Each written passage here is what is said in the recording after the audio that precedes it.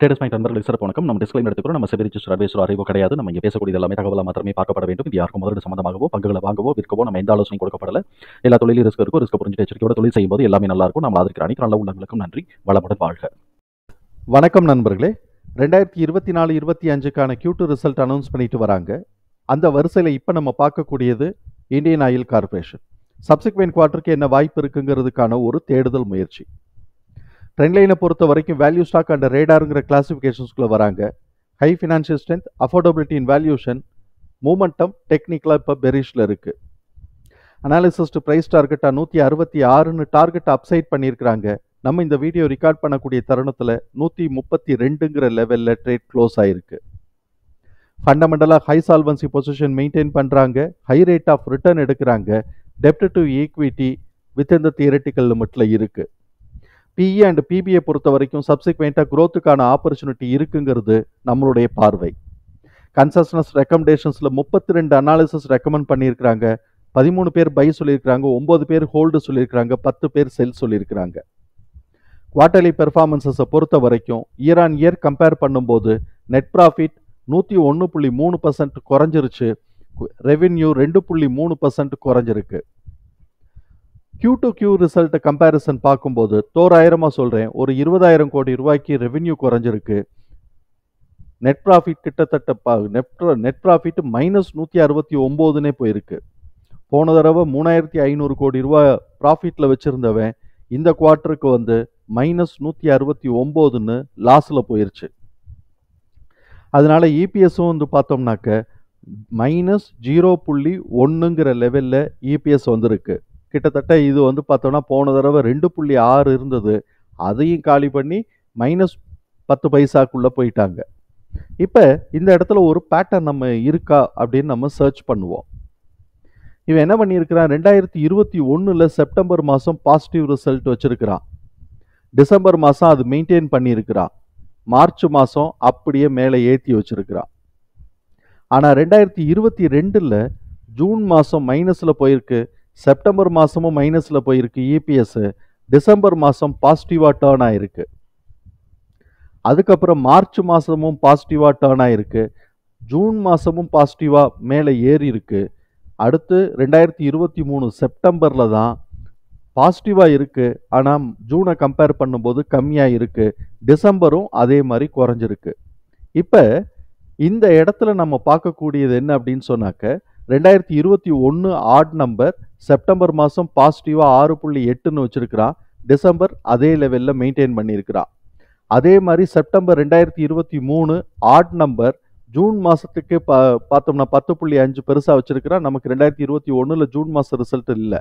2023 செப்டம்பரில் 9.5 வச்சுட்டு டிசம்பர் மாதம் 6.6ங்கிற லெவலில் இருக்கிறான். அப்போ ஆட் நம்பரில் பூரா இப்படி வந்து செப்டம்பர் வந்து பாசிட்டிவான ரிசல்ட் வைக்கிறான் அப்படின்னு நம்ம வந்து கருதுறதுக்கு இடம் இருக்குது. ஏன்னா ஹிஸ்ட்ரி ரிப்பீட்ஸ் தான்.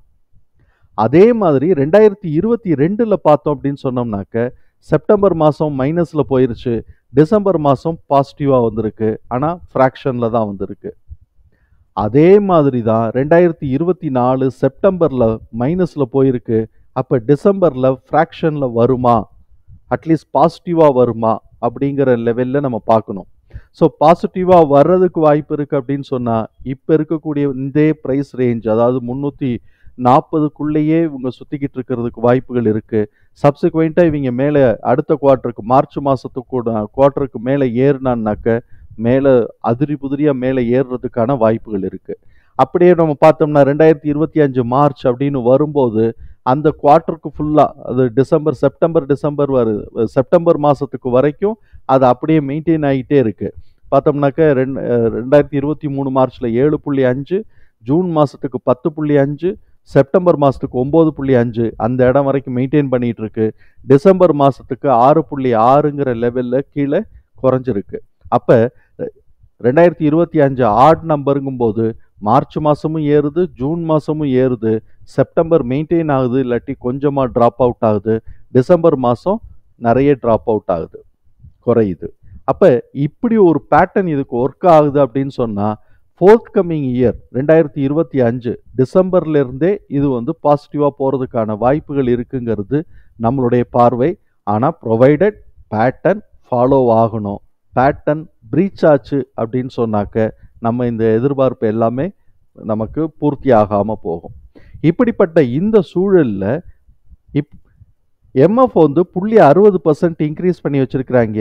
எஃப்ஐஎஸ் தன்னுடைய ஹோல்டிங்கை 11% இன்க்ரீஸ் பண்ணி வச்சுக்கிறாங்க. ரெண்டு பேருமே பாசிட்டிவ் ஆட்டிடியூட்ல இருக்கிறான்.